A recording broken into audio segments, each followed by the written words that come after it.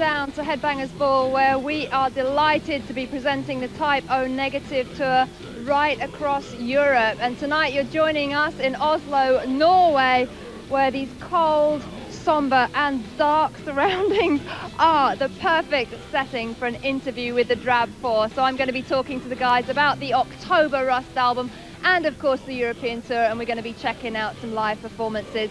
Plus you should also watch out for interviews and live performances from their support bands Manhole and Moonspell, and we have got the brand new video from Bush.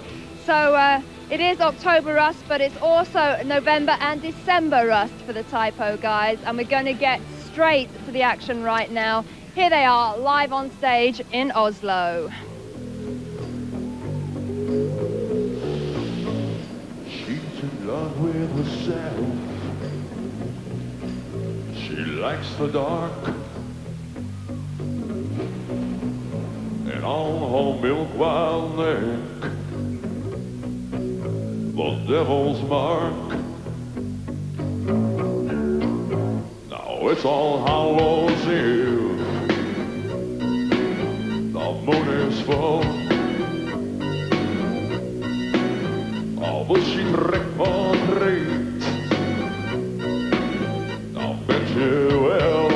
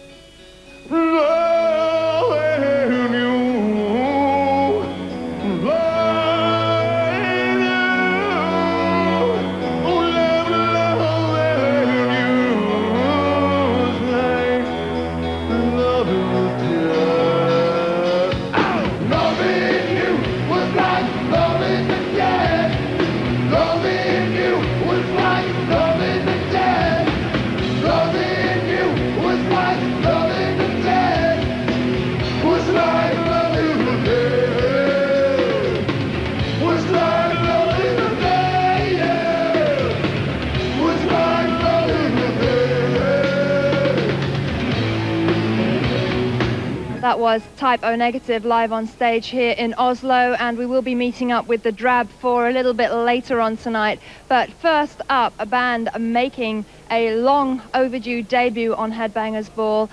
From Portugal, it's Moonspell, and I'd like to say welcome down to Ares and Ricardo here in Oslo. So thanks for joining me, guys. Just to start off with, here on the Type O Negative tour, I know you've done a lot of touring, but would you say this is the most high-profile tour for Moonspell so far? I think so, because so far we did some other tours. Some of them were more in the death metal style, others were more metal, but this one is the one we think we will be playing for a more wide audience, so I think so. Excellent. So could we just talk a little bit about the history of Moonspell, because you've been around for about 4 years, and it seems that you've had a very steady career progression from an EP to an album, and you've moved up on every stage, haven't you? Yeah, I mean, we tried really hard so far to do things as we think they should have been done with the band, because we were on a small label first. It's Adiposa Records, it's a French label, and then we recorded a mini album.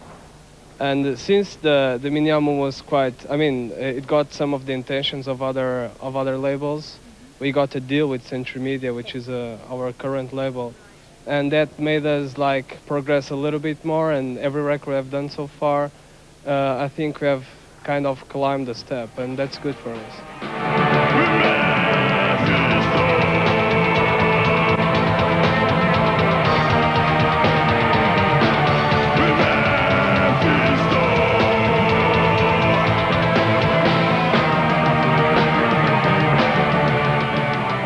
I want to talk to you about your album, Irreligious. I was interested in what the actual title signified and how it relates to the songs. Is it indifference to religion, or is it anti-religion, or is it, you know, what's the stance? I think it's like that we are approaching to a new millennium, and that fact contributes to a more open mind for everyone in the world, I think. And that means that probably it's time for us human beings to start thinking that we don't really need religion or anyone above us. And since the new millennium is pretty soon to happen, we should just accept the freedom that should come from there. And that's like a non-religion statement, not anti or pro-religion, but just like we don't need a religion. And I just wanted to bring up the subject of the video, Ares, because we want to make it clear that the video was not acceptable to MTV, not judged by MTV, but MTV is governed by another body called the Independent Television Commission, and they deemed the video to be unacceptable because they said that it was a narrative about Class A drugs, and it didn't actually present a worthy message against drugs. I'd like you to answer that. Well, unfortunately, it seems to be true. I mean that in some places the video cannot be broadcast because it's classified as an A drug something, you know. But basically, it's about poetry and about the influences that some of poets used to have by taking these kind of drugs, you know. And we are not asking people or inviting people to experiment it. It's up to each one. And that's why the record is also called Irreligious, you know. It's up to each one to do whatever they want about drugs, sex, or anything else. So we are just portraying or relating about a story that we know it happened in Portugal. It's something like a Portuguese famous poet that used to take drugs, and well, lots of them did. Yeah, so it's nothing really dangerous, but anyway, what can we do? Right. Well, I'd like to apologize to you and all the Moonspell fans that we're not allowed to show the video, but I hope that you guys understand it's not us saying that, and it's important that you do understand that. So thank you very much, and I'd like to compliment you on your excellent English as well. Oh, thank you very much. Very nice talking to you. And anyway, who cares about videos really, because I think live says a lot more, don't you? I think to experiment the Moonspell live show, it's much more important than just to watch the video. So. Absolutely. So let's check out Moonspell live here in Oslo. Nice talking to you, thanks.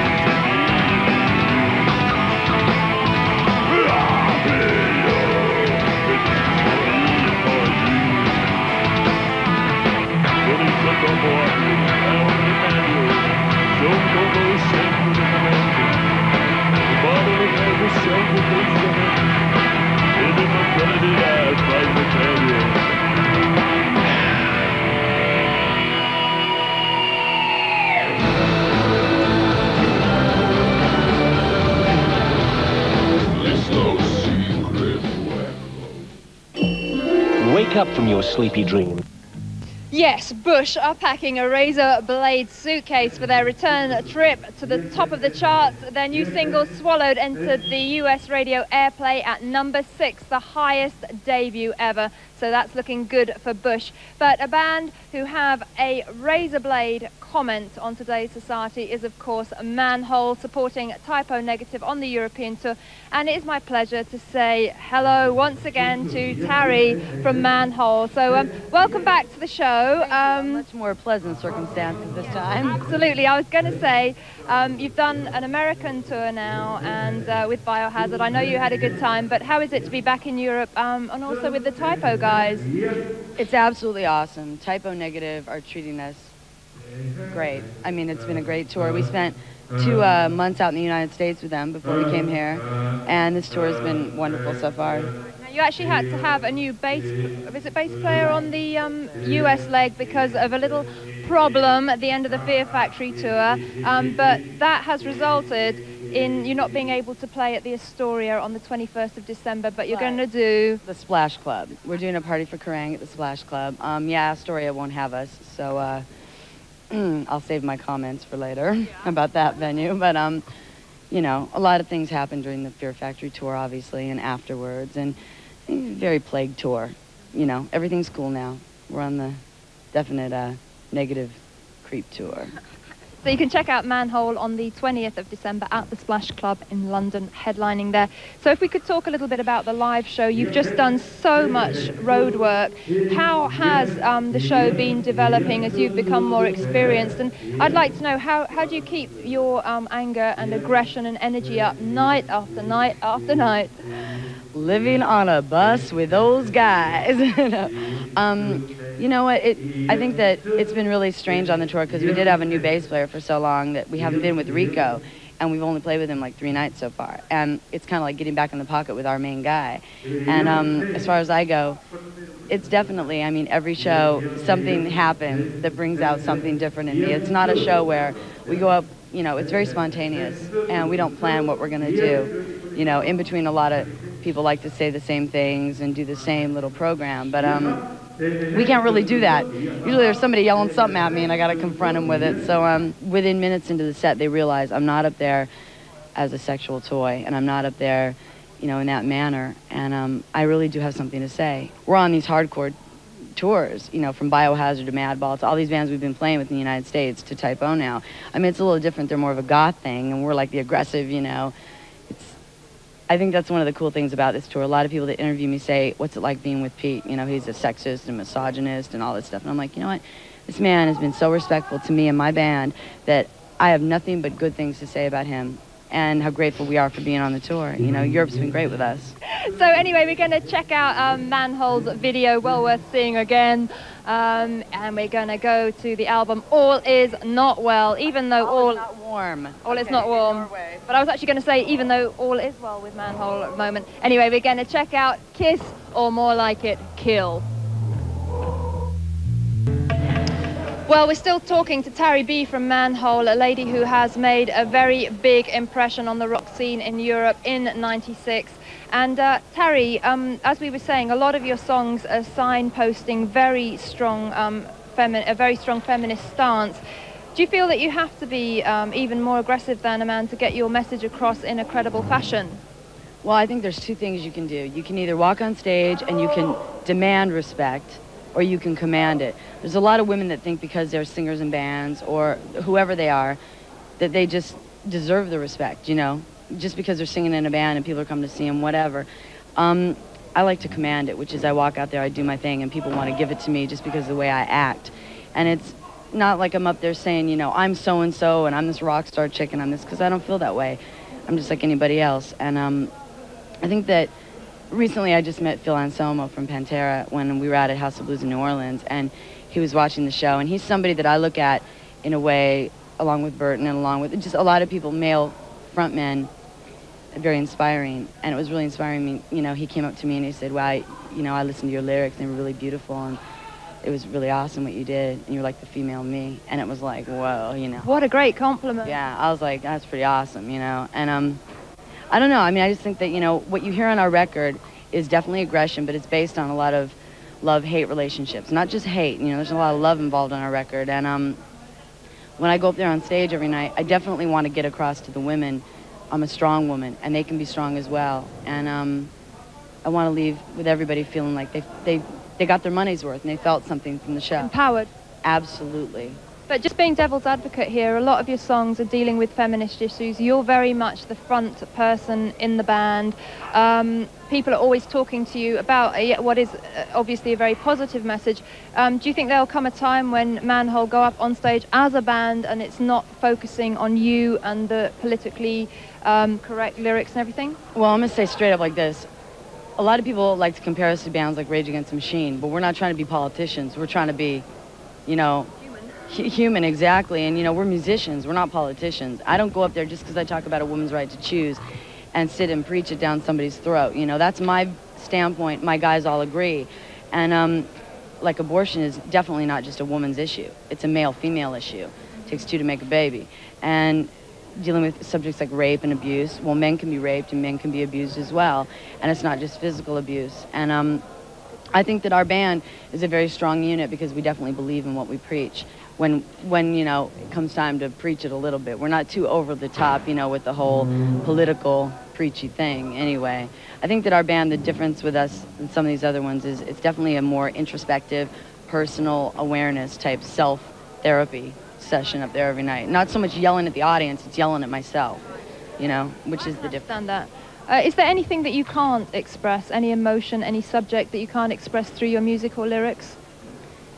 Well, up until recently, I guess, there wasn't. And hopefully on my next album, it'll be a little different. So you're in a happier relationship then? put it like this. The woman in purgatory is breaking loose. Good, well, I'm pleased to hear that. So just to finish, what can we expect from Manhole in the future? Because you must be thinking about your next record.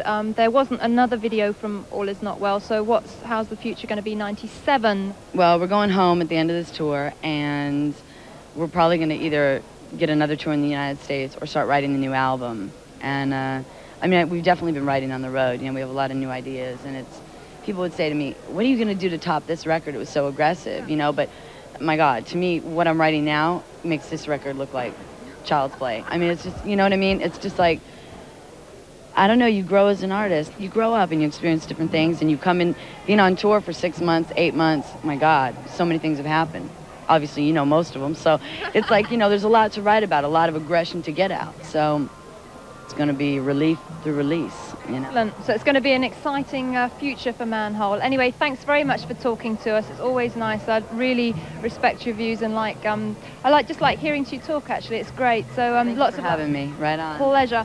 That's Tarry from Manhole, and let's see Manhole doing their thing, doing what they do best, up on stage here in Oslo, and then after that, catching up with those lovely, charming, gorgeous Type O negative dudes, and we'll be talking to them about October Rust. But for now, get some of your aggression out. Check this out, Manhole live for the first time ever on Headbangers Ball. Strike from the city of angels. Double fist full of anger, keep one in the chamber. Deal with the rage, I'm feeling inside. Put up guilt, hypocritical suicide. Say another lie. Well, I pretend I don't hear the so-called truth. Now living in fear that I won't be found. Drowned in the bullshit that I don't want to be hypocrite. No! No! Like a mirror, tells me lies. My own eyes, once I never these shoots and splits. But I don't wanna be on who's one, trying to call myself a friend. Move the flow, don't wanna record with his head to my face, saying think the world of me. But behind my back, doing jealousy, insecurity of who you are such a show.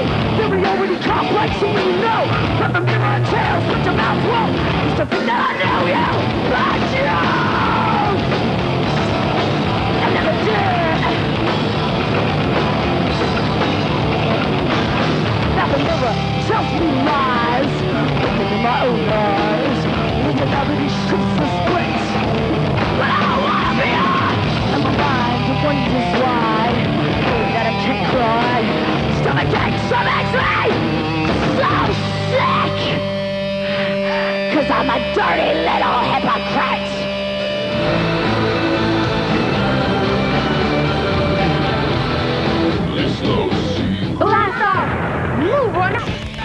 Hi there, welcome back to Headbangers Ball, where we're presenting the Type O negative tour right across Europe. So it's a case of November Rust and December Rust for the Type O guys. And joining me right now, I've got Pete and Josh, and it's a pleasure to have you guys back on Headbangers Ball. Always a pleasure to be here, Vanessa. Thank you. Welcome back. And first of all, I just want to say thank you for hosting Headbangers Ball from your US tour in New Orleans when I was sunning myself on a beach in Mexico. Did you have a good time? Yeah, I had a really good time watching you sun yourself as well. Thank you. Anyway, I actually last spoke to you at Donington 96, and I know you've been basically touring since then. So how are things going for Type O? Things are going quite well, especially here in Europe. This will be our third show here tonight in Oslo, and the 2 shows that we did in Finland were quite successful and sold out, and we're hoping that this will be an indication of things to come here in Europe.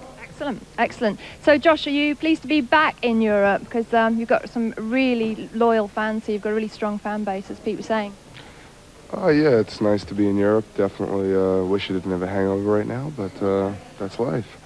Yeah, that is life on the road. Actually, talking of hangovers and stuff, you've been on the road for October Rust since you finished, the very day you finished recording the album, I believe. As we were mixing, we were running out the door, yelling down instructions to our sound engineer as to how to finish the album. Right. Yes. So you've had to come straight out, and it's just been, like I said, touring relentlessly. Now, can be pretty stressful out on the road. Have you come up with a formula for dealing with that? It can be psychologically stressful. I think that the formula is to always treat each other with respect on the road, compassion, and just try to keep out of each other's ways, you know, because everyone needs their space and everyone has their bad days. And everyone just has to understand that from time to time someone has to have a tantrum and just let him be. It definitely can test the friendships and the bonds within the band, can't it? It definitely does. It's like being married to 3 other people, you know. An analogy that's often used, and I can understand it. So, Josh, if we can wake you up on the end there, why do you think that October Rust has really taken off in Europe and has not done quite as well in your home country of America? Oh, I don't know if it hasn't done as well. I mean, you know, I think 3 years of touring is what sent Bloody Kisses gold, and we've only been touring on this album for 2 months. So I'm still confident that the album will do well for us, and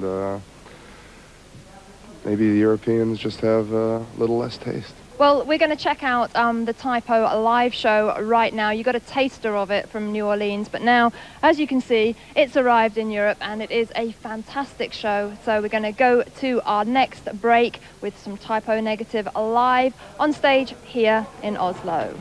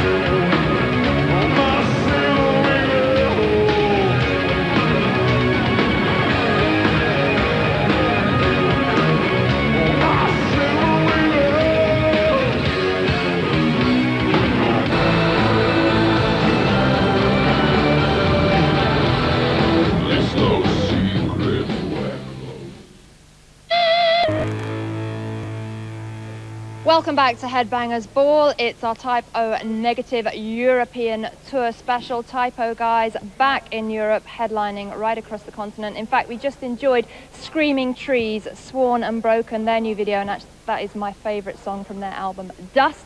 So it's good to see that on the ball. Anyway, Pete and Josh are still with me. And Pete, if we could talk a little bit more about the live show. It's very, visually, it's very dark, very brooding. Would you describe it more as a kind of aural, as in A-U-R-A-L, and kind of ambient experience rather than a visual experience? Yes, I think that it's important for a band to have an image. I think that a band is not just a sonic thing, it should be a visual thing as well. And these two factors should play off of each other. And so when we sat down and we talked about the stage setup and the whole show, we wanted to make sure that it reflected the October Rust album, which has a very strong nature theme, especially autumn and woods and things that I'm into personally. And after spending over $10,000 on our stage set, I think that we've come up with something that both we and our fans enjoy and appreciate. That's great, that's great. And how has the new songs off October Rust, how have they been developing on the road and fitting into the set? How much new stuff are you playing now? I think about 2 or 3 songs, maybe 4 by the end of the week. We're trying to get rehearsals in at sound check wherever we can.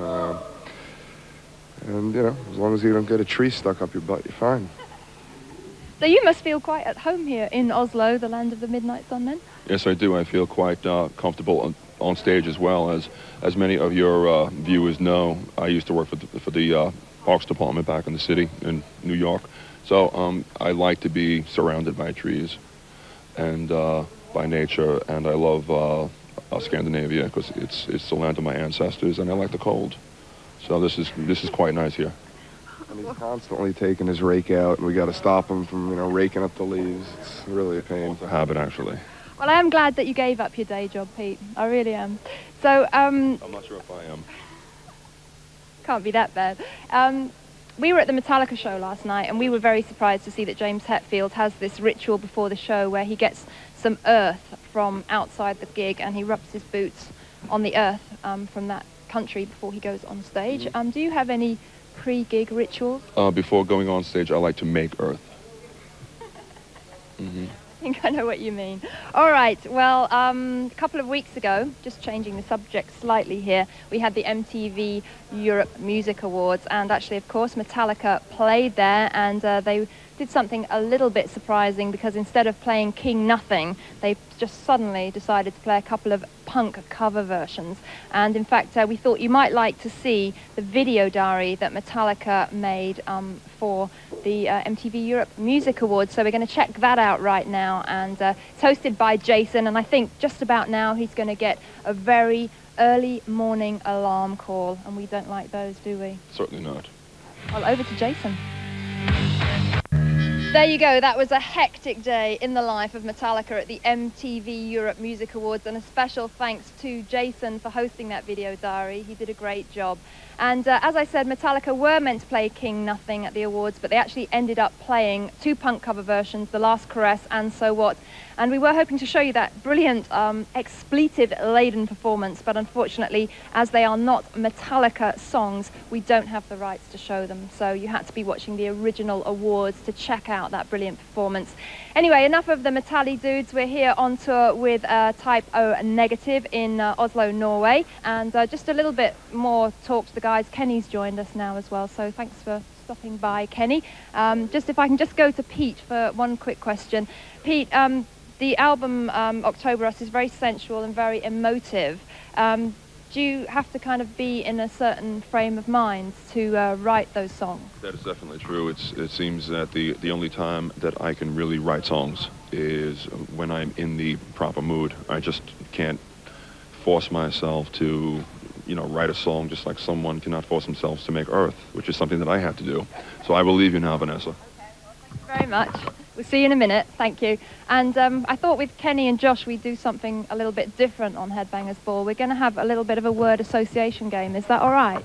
So if I say just some words to you, and if you could just come up with just like one sentence that it brings to mind. Okay, so if I said to you pain, what would you say? Love. Love, death, marriage. Okay, and Josh, how about rust? Hangover. I think he's going to answer hangover to every single thing here. Morality. Morality. Well, That's a good one. That is good. Excellent. Success. Death. Holiday. no work, sun, lots of sleep. Is that something that you need, a holiday? I like to take 2 or 3 days off every Passover and steal a nice chali from the bakery. Okay. Conformity.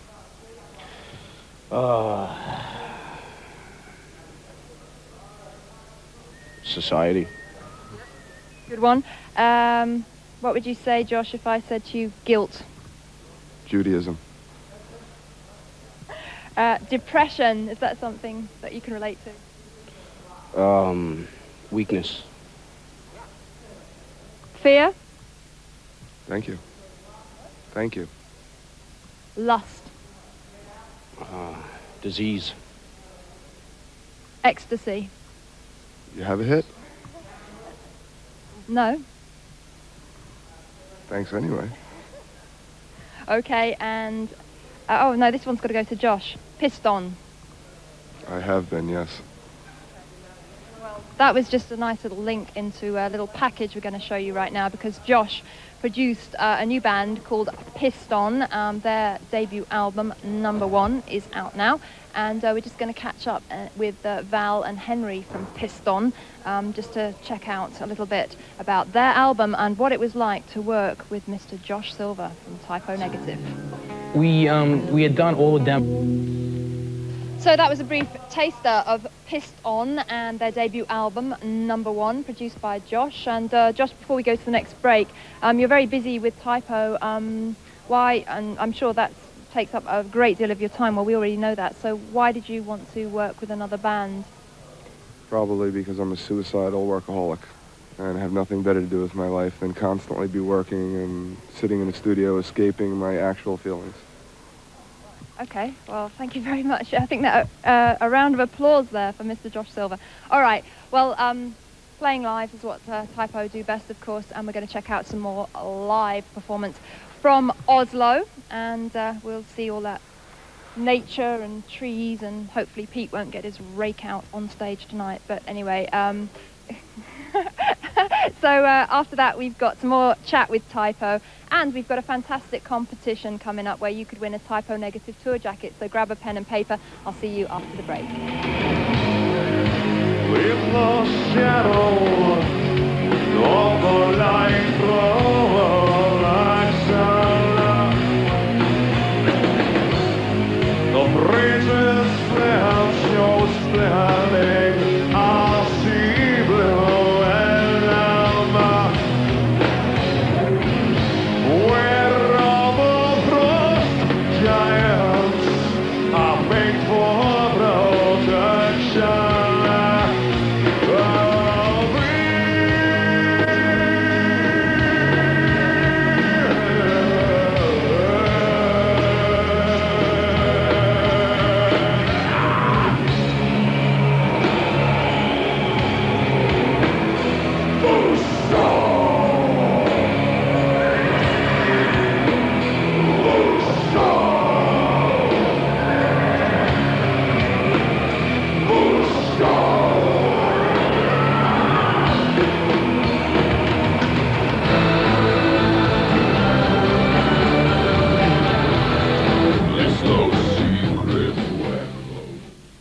Exploring Oasis. Welcome back to Headbangers Ball. It's the final part of our Typo Negative US tour special, and 3/4 of Typo Negative are here. And Pete, a question for you about the album, which I didn't ask last time around. If October Rust was a soundtrack to something, what would it be a soundtrack to? I would think taking a very hot bath with someone you care about greatly on a cold winter's night. That's great. I can relate to that. So if it was a soundtrack to a film, what sort of film do you think it would be? I'd really have to give that some thought. I don't watch too many films, to be honest with you. Right.